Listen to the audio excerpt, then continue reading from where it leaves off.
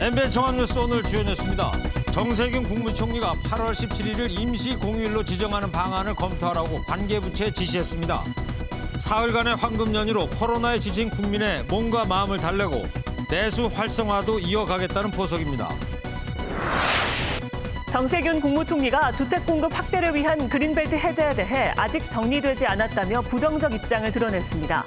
야당이 주장하는 김현미 국토교통부 장관 경질론에 대해서는 일축했습니다. 코로나19 신규 확진자가 오늘 34명 발생한 가운데 서울 송파 60번 환자 접촉으로 광주광역시에 집단 감염이 확산하고 있습니다. 수도권의 박물관, 미술관, 도서관 등 공공시설은 입장 인원 제한하에 내일 다시 문을 엽니다. 내일 김창룡 경찰청장 후보자에 대한 인사청문회가 열립니다. 고 박원순 전 시장이 피해자의 성추행 고소 사실을 사전에 알았는지, 또 알았다면 어떻게 정보가 유출됐는지가 쟁점입니다.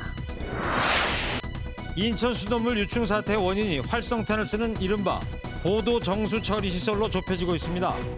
보도 정수 처리를 하는 또 다른 정수장에서 유충이 확인됐는데 환경부는 이 방식을 쓰는 전국 44개 정수장을 일제히 점검하고 있습니다. 버닝썬 게이트 이후 마약 거래에 대한 대대적인 단속이 이어졌지만 여전히 불법적 마약 거래가 계속되고 있습니다. 유흥시설을 통한 유통뿐 아니라 SNS와 암호화폐를 통한 음성적인 온라인 판매까지 기승을 부리고 있습니다. 여러분 안녕하십니까? MBN 종합뉴스입니다. 다음 달 8월 17일이 임시 공휴일이 될 것으로 보입니다. 정부가 토요일인 광복절을 대신해서 월요일인 8월 17일을 임시 공휴일로 지정하는 방안을 검토하기로 했습니다. 이렇게 되면 광복절 사흘간 황금 연휴가 가능하지 않습니까? 네, 15, 16, 17, 그러니까 토, 일, 월요일까지 사흘이죠. 네, 코로나19로 지친 국민에게 휴식을 주는 한편 내수 활성화도 기대하고 있습니다. 네, 이병주 기자가 보도합니다. 정세균 국무총리가 다음 달 17일을 임시 공휴일로 지정하는 방안을 검토하라고 관계부처에 지시했습니다. 다가오는 8월 17일을 임시 공휴일로 지정하는 방안을 고려할 필요가 있습니다. 인사처 등 관계부처에서 조속히 검토해 주시기 바랍니다. 올해 광복절이 토요일인 만큼 17일을 임시 공휴일로 지정하면 사흘간의 황금 연휴가 가능합니다. 정 총리는 올해 여러 법정 공휴일이 주말과 겹치면서 전체 휴일 수도 예년보다 적다며 코로나19로 심신이 지친 국민과 의료진에 휴식을 줄 필요가 있다고 강조했습니다. 정부는 또 재난지원금 효과 등으로 살아난 내수 회복의 흐름세를 이어가길 기대했습니다. 한 연구 결과에 따르면 임시 공휴일 지정 등으로 공휴일이 하루 더 많아지면 우리 국민이 한 달 평균 지출하는 국내 여행비가 400억 원가량 증가하는 것으로 나타났습니다. 아무래도 쉬다 보니까 어디 놀러도 가시고 맛있는 것도 드시다 보면은 위축된 소비가 좋아질 것 같기도 합니다. 특히 올해는 코로나19로 해외여행이 힘들어진 만큼 내수 경기 진작 효과가 클 것이라는 분석이 나오고 있습니다. 공휴일이 많지 않은 상황에서 어느 정도의 연휴를 만들어줌으로써 소비 행태를 이끌어낼 수 있는 긍정적인 측면은 존재하는 것으로 생각됩니다. 임시 공휴일은 국무회의 심의와 대통령 재가를 거쳐 확정되고 공휴일로 지정되면 300인 이상 기업 노동자는 유급 휴일로 보장받게 됩니다. MBN 뉴스 이병주입니다. 서울 송파구 60번 환자로 광주광역시 집단 감염이 확산하자 방역당국이 이 환자를 고발하기로 했습니다. 수도권에 있는 박물관과 미술관, 도서관 등 공공시설이 입장 제한 하에 다시 문을 엽니다. 심우영 기자입니다. 코로나19 신규 환자는 34명으로 국내 발생 21명, 해외 유입 13명으로 누적 확진자는 13,745명입니다. 서울 송파 60번 확진자로 인해 광주광역시에 가족 친지 간 집단 감염은 늘고 있습니다. 전남 보성에 사는 30대 여성이 새로 확진됐는데 송파 60번의 광주 방문으로 감염된 광주 177번 확진자의 직장 동료였습니다. 송파 60번 환자는 지난 10일부터 사흘간 광주를 찾아 친인척 15명과 식사를 했고 이 중 9명이 확진되는 등 모두 12명이 감염됐습니다. 광주시는 송파 60번 환자를 경찰에 고발하고 구상권 청구를 검토 중입니다. 거짓 진술로 감염 확산을 초래한 송파 60번 확진자를 감염법 예방법에 따라 오늘 광주경찰청에 고발 조치했고 앞으로 구상권 청구도. 서울 수도권은 코로나19 확산세가 다소 진정되면서 내일부터 공공시설이 다시 문을 엽니다. 박물관, 미술관, 도서관 등 공공시설은 방역 수칙을 준수하면서 운영을 재개하게 됩니다. 초기에는 입장 인원을 제한하고 전자출입명부 도입, 마스크 착용 등 공공시설이 다시 문을 여는 건 지난 5월 29일 강화된 방역조치 시행 이후 45일 만입니다. 정부는 또 최근 교회를 비롯한 종교시설에서 집단 감염이 거의 나오지 않자 소모임 금지를 해제하는 방안을 검토하기로 했습니다. MBN 뉴스 심호영입니다. 주택 공급을 위해서 그린벨트 해제 논의가 있죠. 그런데 정세균 국무총리가 그린벨트 해제 이 문제 신중하게 접근해야 한다 이렇게 선을 그었습니다. 당정 간의 의견 정리도 아직 안 됐다고 했고요. 김현미 국토교통부 장관 경질론에 대해서도 부동산과의 전쟁 중인데 어찌 장수를 바꾸느냐. 아직 때가 아니다. 부정적인 입장 밝혔습니다. 최중락 기자입니다. 청와대와 여당이 의견을 모으며 추진될 것 같았던 그린벨트 해제, 정세균 총리가 제동을 걸었습니다. 정 총리는 방송에 출연해 그린벨트는 한 번 훼손되면 복원이 안 되기 때문에 신중하게 접근하는 게 옳다고 밝혔습니다. 김상조 청와대 정책실장이 최근 그린벨트 해제는 당정 간 의견이 이미 정리됐다고 말했지만 이마저도 아직 정리되지 않았다며 선을 그었습니다. 국토교통부 장관 직권으로 그린벨트 해제할 가능성에 대해서는 법적으로 가능할지 모르지만 바람직하지 않다고 말했습니다. 야당에서 요구하는 김현미 국토교통부 장관 경질론에 대해서는 전쟁 중 장수를 바꾸지 않는다며 지금은 적절한 타이밍이 아니라고 반대했습니다. 정 총리가 그린벨트 해제에 부정적 입장을 보이며 이견을 드러내자 청와대는 같은 취지의 내용이라며 진화에 나섰습니다. 청와대 고위 관계자는 그린벨트 해제를 테이블 위에 올려놓고 논의하지만 결론은 나지 않았다는 것으로 사실상 같은 입장이라고 설명했습니다. 청와대는 그린벨트 해제와 관련해 계속 다른 목소리가 나올 경우 부동산 정책 신뢰에 타격을 줄 수 있어 조만간 검토 결과를 발표할 예정입니다. MBN 뉴스 최중락입니다.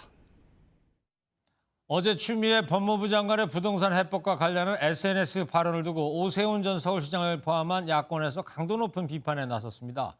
추 장관은 재차 SNS를 통해서 반박했지만 이를 두고 서울시장 출마를 계산한 것이 아니냐 이런 지적도 나오고 있습니다. 신용식 기자의 보도를 먼저 보시고요. 부동산 문제 뉴스 추적하겠습니다. 추미애 법무부 장관의 부동산 발언에 대해 야권은 정치적 의도가 숨겨져 있다며 강하게 반발했습니다. 추 장관은 SNS에 올린 글에서 그린벨트 해제에 반대한다며 금융과 부동산이 한 몸이어서 서울 집값이 잡히지 않는다고 지적했습니다. 이어 금산분리처럼 금융과 부동산을 분리시키는 금부분리가 필요하다고 강조했습니다. 이에 대해 오세훈 전 서울시장은 부동산 담보대출을 금지하는 건 시장 경제를 하지 말자는 것이라고 말했고 권영세 미래통합당 의원은 법무부가 부동산 문제에 나서는 것은 뜬금없다며 검찰 내 갈등 등 현안에 더욱 집중할 것을 경고했습니다. 논란이 커지자 추 장관은 국무위원으로 의견을 표명한 것이라고 해명에 나섰지만 미래통합당은 논평을 통해 이는 결국 서울시장 출마를 계산한 행동이라고 비판했습니다. 모든 사람이 다 주목하고 있는 SNS를 통해서 서울 시민이 반대하는 그린벨트 해제라는 문제를 공개적으로 이야기한 것은 내년에 있을 지방선거를 대비해서 그런 제스처가 아닐지. 통합당은 추 장관이 검찰 내 갈등 등 현안부터 챙기라며 적당한 시기에 탄핵소추안을 내겠다고 압박했습니다. MBN 뉴스 신용식입니다. 청와대와 정부 더불어민주당이 그린벨트 해제로 방향을 잡은 것 같았는데 그린벨트 해제에 부정적인 입장이 잇따라 나오면서 논란이 이어지고 있습니다. 여기에다가 아파트 분양권도 주택으로 계산하느냐를 놓고 기재부가 긴급 해명에 나서는 소동이 빚어졌습니다. 이상범 기자와 뉴스 추적하겠습니다. 이상봉 기자. 네. 어두절미하고 말이죠. 그린벨트를 해제하는 겁니까? 안 하는 겁니까? 헷갈리는 분들이 많습니다, 지금. 아직 계속 이견이 분분한 상황입니다. 김상조 청와대 정책실장은 지난 17일 그린벨트 해제 방안을 놓고 당정이 의견을 정리했다고 이렇게 말을 했는데요. 예. 주택 공급을 위해 그린벨트 해제로 의견을 모았다는 그런 의미로 풀이가 됐었습니다. 정세균 국무총리는 이에 대해서 그린벨트는 한번 훼손되면 복원이 안 된다며 신중하게 접근을 해야 한다 이렇게 말을 했습니다. 오늘 TV에서 나온 얘기죠. 그렇습니다. 여기에 당정 의견이 아직 정리가 되지 않았다며 김 실장의 발언과 다소 결이 다른 이야기를 내놓았습니다. 여기에 차기 대권 후보로 꼽히는 이재명 경기지사도 한마디 거들고 나섰는데요. 서울 강남 요지의 그린벨트를 해제하면 그곳은 또 투기 자산이 될 가능성이 매우 높다며 도심 재개발, 도심의 용적률 상향, 경기 일원의 신규 택지 개발 등이 바람직하다고 강조했습니다. 네, 도심 용적률 상향이라는 게 이제 고층 빌딩을 짓자, 높은 아파트 짓자 그런 얘기 아니겠어요? 네, 그렇습니다. 그러니까 그동안 서울시는 그린벨트 해제에 대해서 완강히 반대 입장을 밝혀왔는데 서울시는 이 같은 논란에 대해서 어떤 입장을 보이고 있습니까? 네, 여전히 반대 입장입니다. 고 박원순 서울시장은 미래 세대를 위해 지켜야 할 보물이라며 그린벨트 해제에 강력하게 반대해 왔는데요. 그랬죠. 고 박 전 시장이 별세한 만큼 서울시 그린벨트 해제 반대 주장에 구심력이 많이 떨어졌습니다.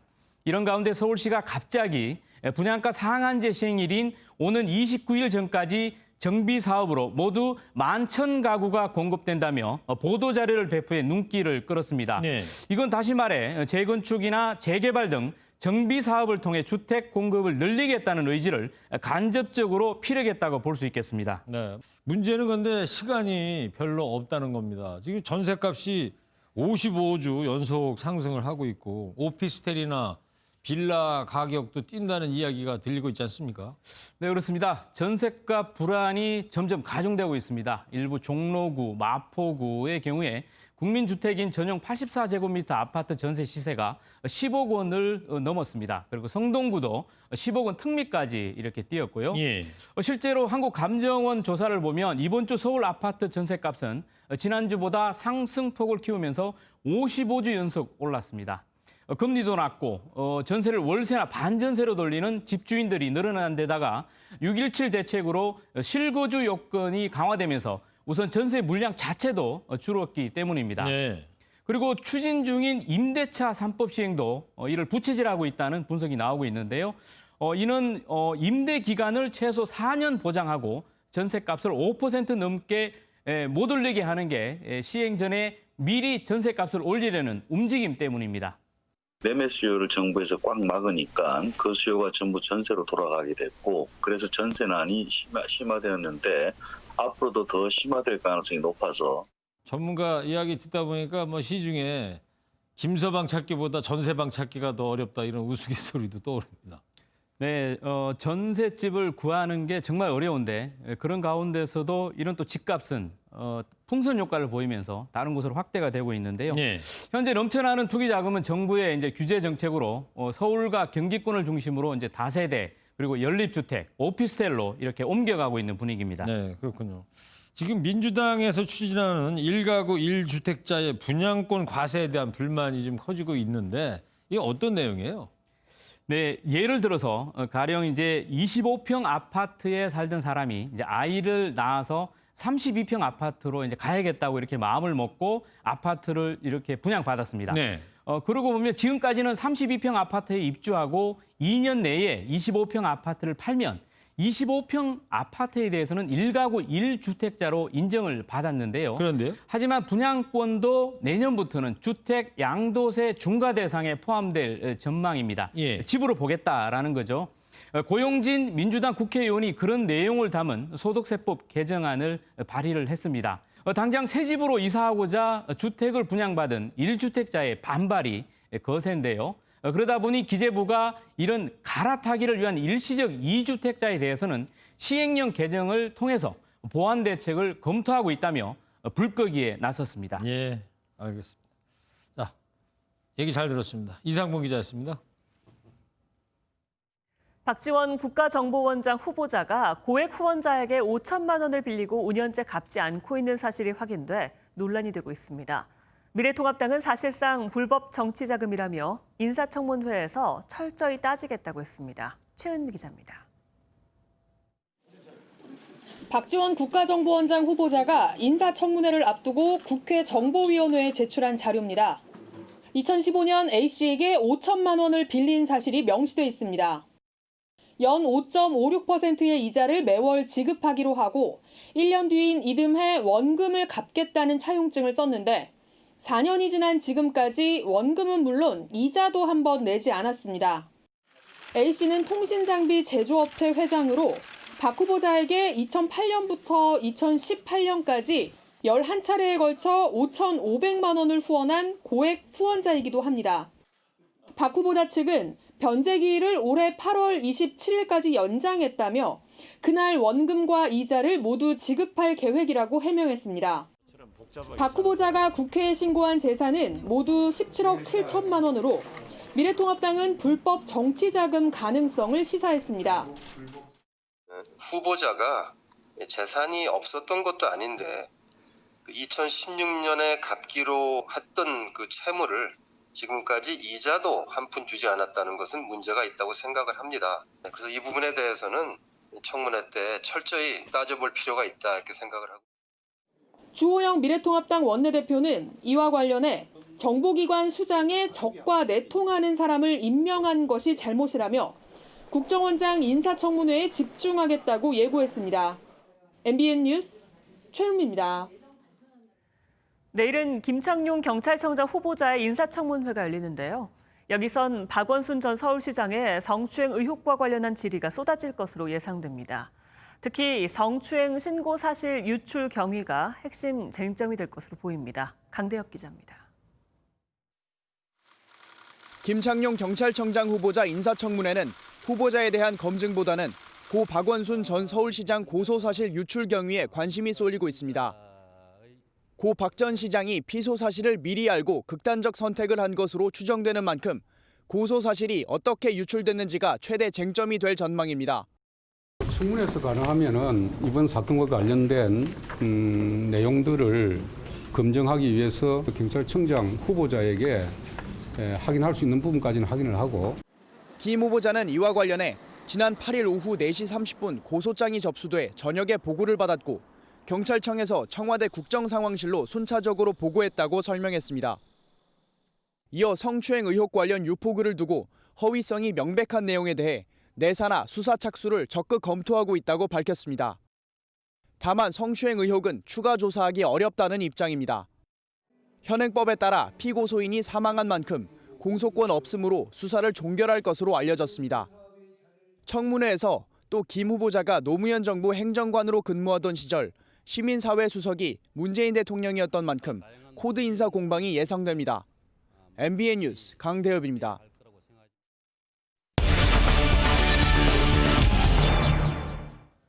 고 박원순 전 서울시장 성추행 의혹 뉴스 추적으로 이어가도록 하겠습니다. 사회부 조경리 기자 나왔습니다. 네. 자, 먼저 수사 상황 지금까지 정리를 해볼까요?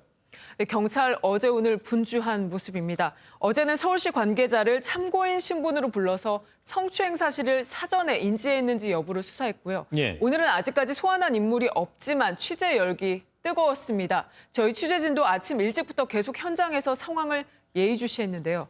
내일이 김창룡 경찰청장 후보자 인사청문회이기 때문에 핵심 관계자의 소환이 이뤄질 가능성이 크다고 봤기 때문입니다. 네, 이제 가장 큰 관심이 임순영 젠더 특보의 소환인 것 같은데 어떻게 되고 있습니까?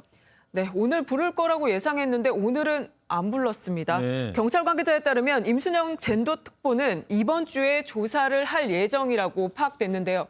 사실 임 특보는 참고인 신분이라서 강제 구인은 안 되기 때문에 일정 조율이 필요합니다.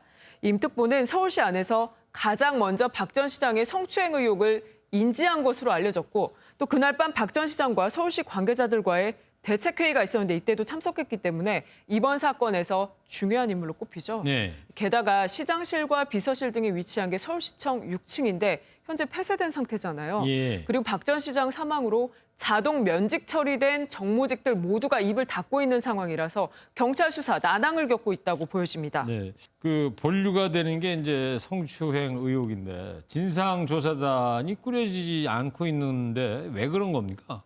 아시다시피 조사 대상인 서울시가 조사단에 참여한다는 것이 논란이 되면서 서울시가 뒤늦게 전원을 외부 인사로 구성하겠다고 이렇게 밝혔죠. 예. 여성단체, 인권단체, 법률 전문가 등 해당하는데 민관 합동조사단도 민관자 빼고 합동조사단으로 바꿨지만 여성단체 사실상 묵묵부답입니다.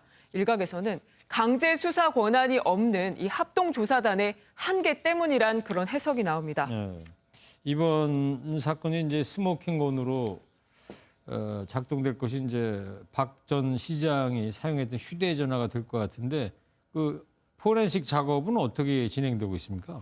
네, 박 전 시장이 숨진 장소에서 휴대전화 한 대가 발견되면서 증거물품이잖아요. 네. 그래서 밀봉 상태에 들어갔거든요. 아이폰인데 경찰 관계자에 따르면 아직 봉인 해제를 안 한 상태입니다.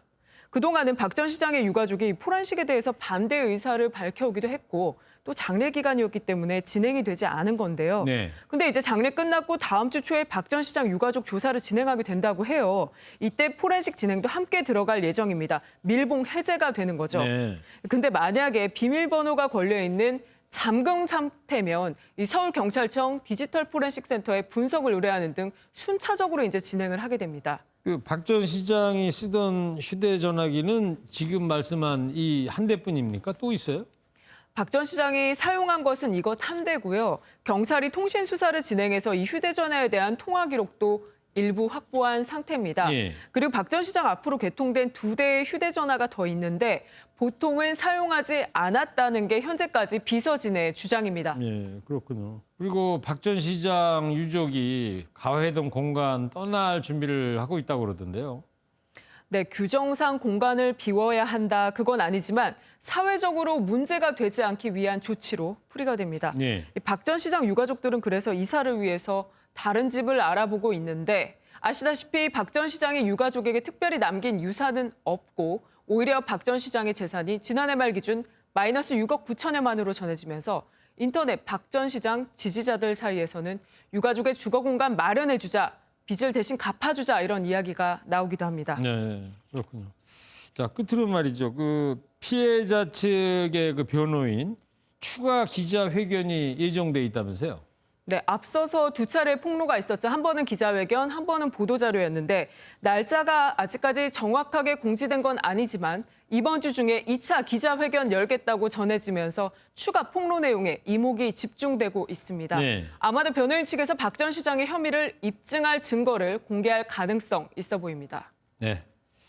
자, 핵심 관계자 소환 또 휴대전화 포렌식 돌입에 또 추가 기자회견까지 이번 한 주가 또 분수령이 될 것 같습니다.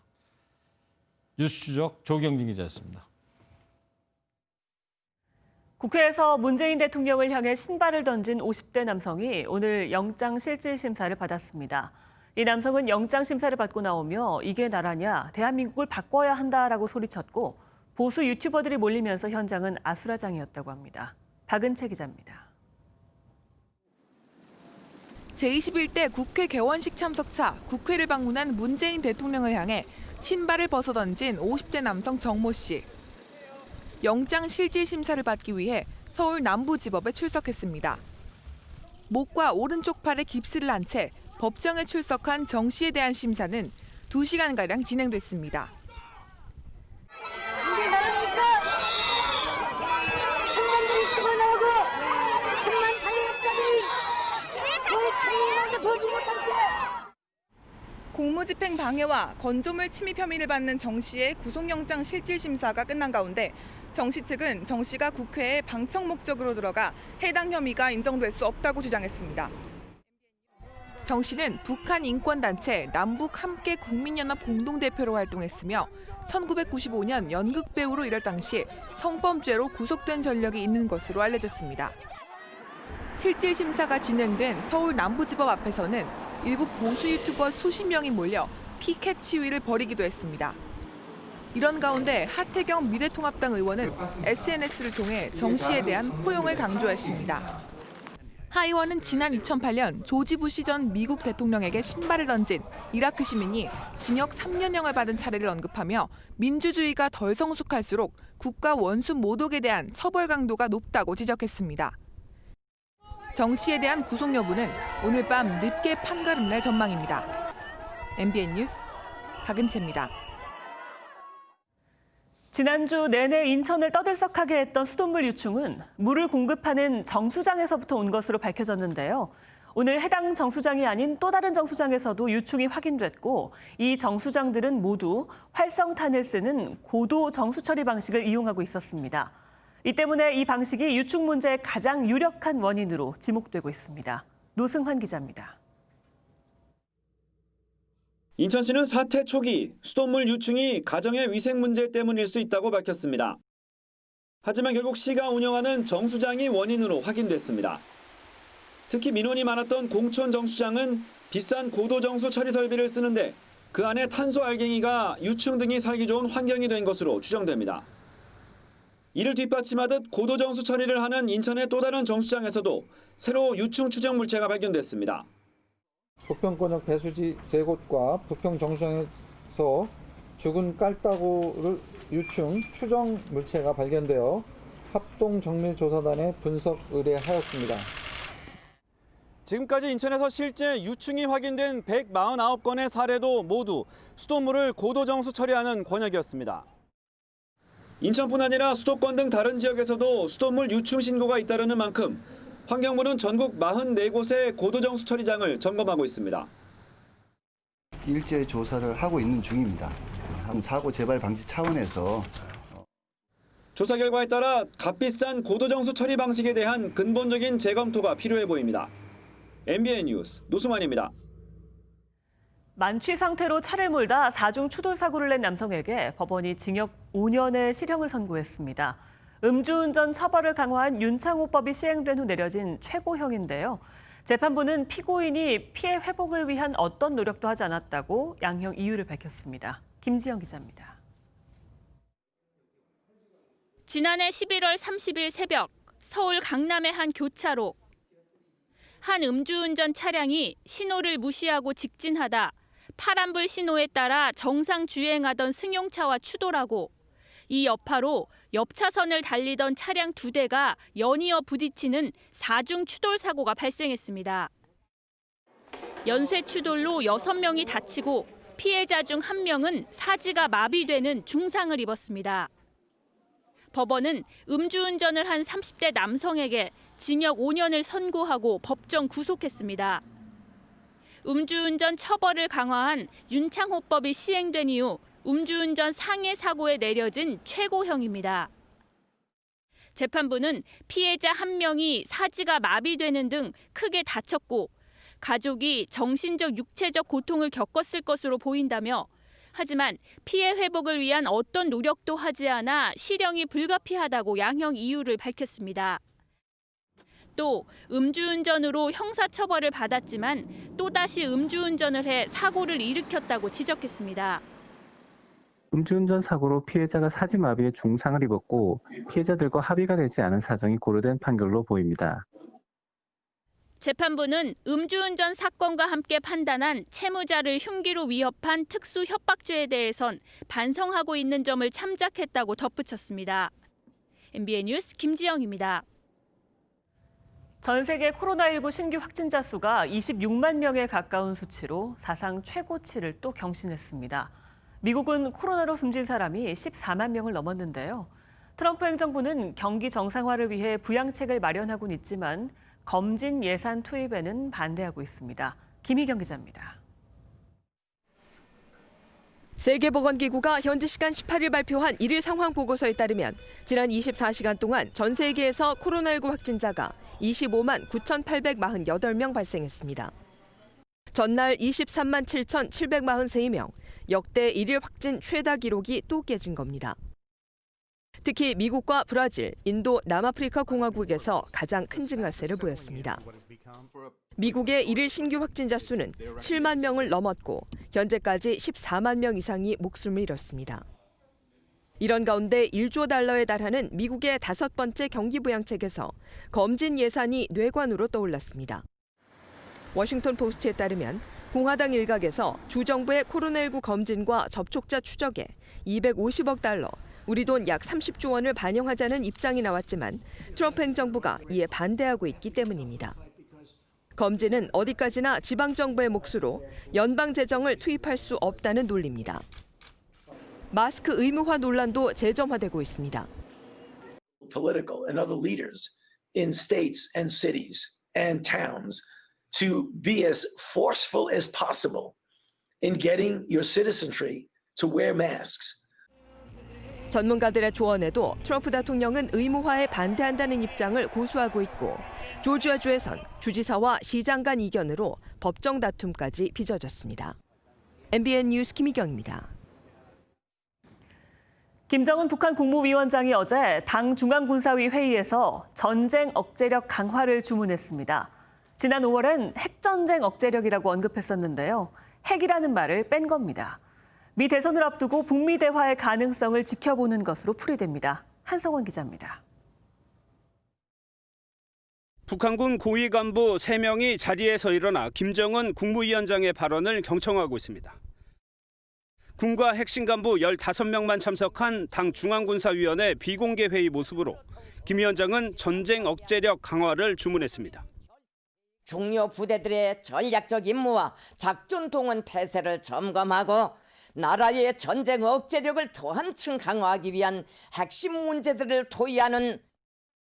지난 회의에서 핵전쟁을 언급했던 것과 비교하면 수위를 낮춘 것으로 보이는데 핵심적인 중요 군수 생산 계획을 승인했다고 밝혀 단거리 탄도미사일과 초대형 광사포 등 군사력 강화에 치중할 것으로 보입니다.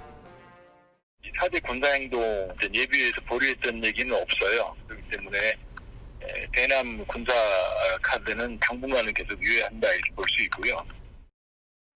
북한의 이 같은 움직임은 미 대선을 앞두고 북한의 존재감을 알리면서 북미 대화 가능성도 열어놓는 다목적 조치로 풀이됩니다.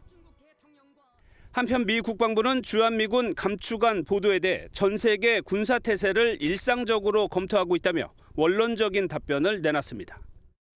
주한미군 재배치도 검토 대상이라고 해석할 수 있지만 우리 국방부는 한미 간 어떠한 협의도 없었다며 확대 해석을 경계했습니다. MBN 뉴스 한성원입니다.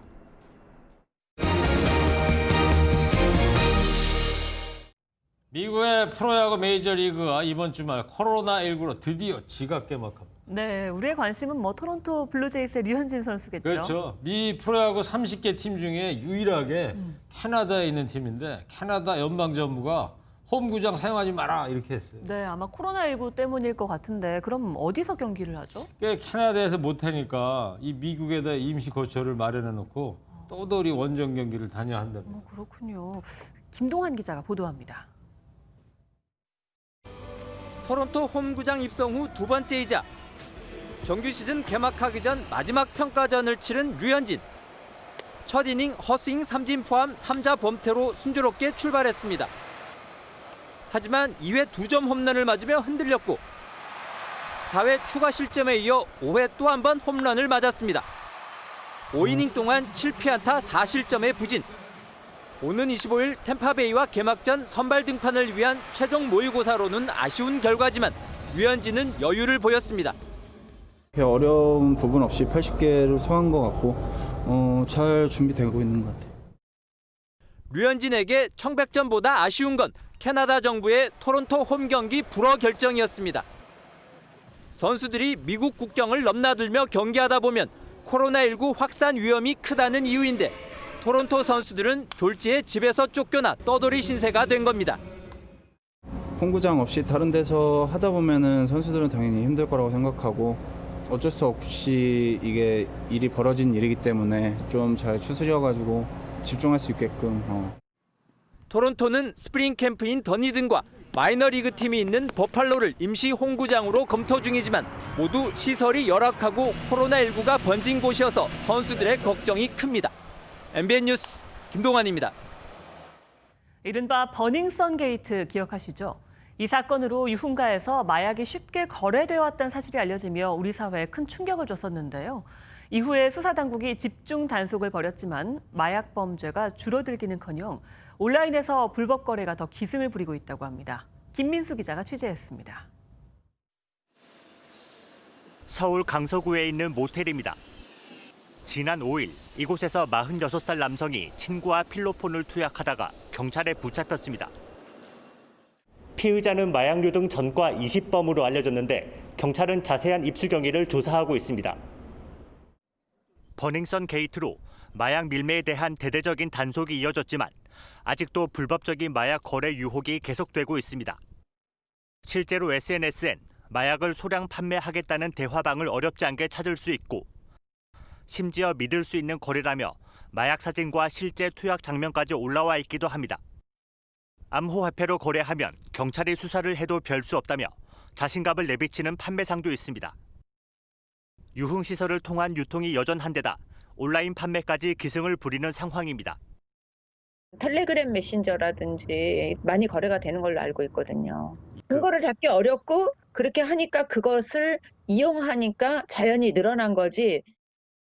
올해 상반기 통관 과정에서 마약류 단속 건수는 지난해보다 66% 급증했고 지난 1월 900건이던 단속 건수도 4개월 만에 40%나 늘었습니다.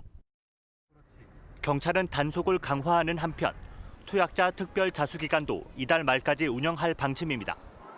MBN 뉴스 김민수입니다.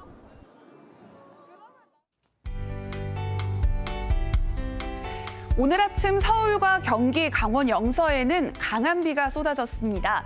낮 동안 소강 상태에 들며 비가 주춤했지만 밤사이 다시 내리겠는데요. 서울을 포함한 수도권과 강원 영서, 충남에 50에서 100mm, 곳곳에서는 최고 150mm 이상의 많은 비가 쏟아지겠고요. 그 밖의 지방은 10에서 50mm의 비가 내리겠습니다. 이번 비는 오늘 밤부터 내일 아침 사이에 집중됩니다. 특히 서울과 경기, 강원 영서에 돌풍과 천둥, 번개를 동반한 시간당 50mm 안팎의 매우 강한 비가 쏟아지겠는데요. 시설물 관리는 물론 각종 비 피해 없도록 조심하셔야겠습니다. 내일 전국에 비가 오다가 낮에 서쪽 지방부터 그치기 시작하겠습니다. 낮 기온은 서울이 27도로 오늘보다 조금 높겠습니다.